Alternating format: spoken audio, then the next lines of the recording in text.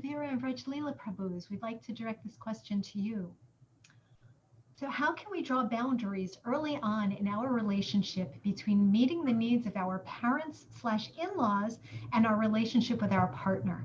I find myself trying to please everyone, and it can cause anxiety and stress when the needs of each of these parties could be conflicting. This could go to all of us.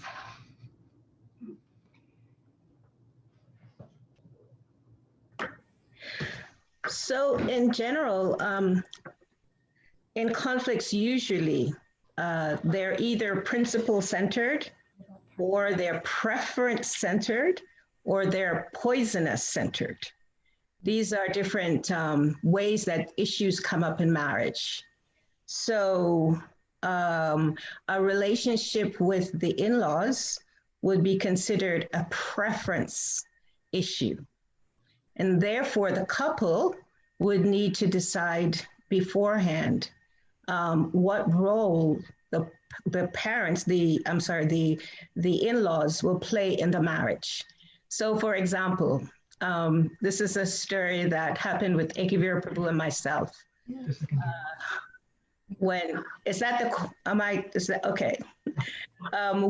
When we initially got married, Ekavira took me to meet his mom, and this was in Detroit, Michigan.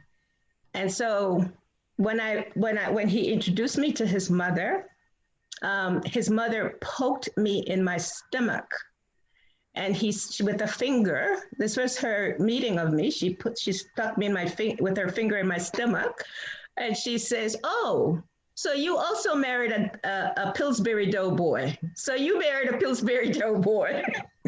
And I was like stunned. I was like, I didn't know what to say because I wasn't so familiar with Pillsbury Doughboy because I'd been a devotee for a long time. However, I do remember that meant something kind of soft and kind of, whatever, something. I understood that.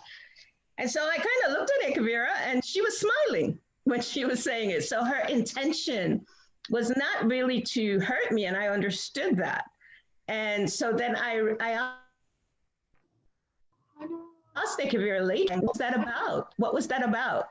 And so then he said, well, when as a child, when he was younger with his mother, he used to call his mother Pillsbury Doughboy, because apparently his mother was a little bit kind of chubby, I guess. So at that time, for me, that experience was going to formulate a boundary based on my preference. My preference was to have an in-law that would appreciate me, acknowledge me, and, just welcome me into the family. I didn't expect that. So that was not my preference. My value was that in-laws are to, be receptive. So my reactivity, which is a way that we deal with conflicts usually, is to create boundaries. And so I created a boundary with her. Which for me was like, okay, she's in our life. She's your mom. Wonderful. However, my connection with her will be limited to occasional phone calls. Is that okay? And so I had that boundary. But what happened in that, with me creating that boundary, his mother started calling me, and his mother started saying to me, my son doesn't always connect with me. Can you be the one to connect with me? My son, that's just not his nature to just be calling her all the time. So it worked out that somehow I was able to kind of overstep that boundary that I had created with myself. So now, in terms of understanding conflicts, it's really important to know what is your preference and why are you creating that boundary? What really happened? What was the trigger that would create a disconnection with the in-laws? Because generally, I lived in India for many years, and I see culturally it's very different in different places. In India, sometimes the in-laws can be a little intense because they really want the daughter-in-law to come up to a certain standard, right? That's their intention. And sometimes it can be, kind of difficult on the daughter-in-law because values are different when in-law is older and they have a different value system. So again, I guess the point I would like to make here is to be aware within yourself internally why you are creating the boundary. Is it because you have certain expectations of what in-laws are supposed to be like in terms of your cultural and your belief systems based on what you learned as a child? It may not, that may not fit. And so we need to be present for that. So conflict says, expect the unexpected.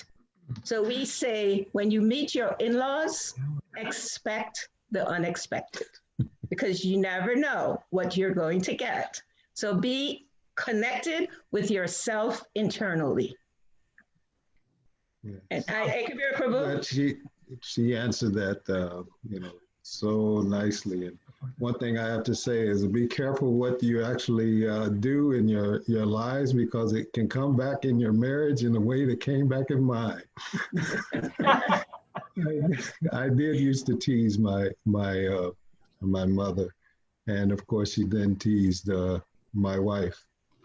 But in situations like this, because it is a cultural part of a culture that our in-laws are an integral part of our lives. It's not that we just marry have a spouse. We also have a relationship with the in-laws. So these, at the same time, in Kali Yuga, there's so many different things that we have to deal with. The dynamics are so much different than our traditional families had to deal with in the past. So in these situations, this is again an opportunity to engage in a process of dialogue with our spouse, becoming closer with our spouse, becoming open and honest with our spouse, just like in this situation with Rajalila. When my mother poked her in the stomach, I said, "Oh no, I can't believe she did that. No." But when Rajalila, I know she was really hurt, and I apologized. But then that opened up more of an opportunity for Rajalila and I to actually get closer, to have the dialogue. And I was trying to console her because of that particular action. And it was really my action. It's something that I precipitated. I did that years ago, and it just came back in this relationship. So when we engage in activities in our relationships, be careful, understand that our mentors are there watching, because in some way, these particular situations may come back to us. And they may come back in a way that is not so favorable. So that's all I wanted to add. That's great. Thanks. We're so glad that we went to you guys with that question.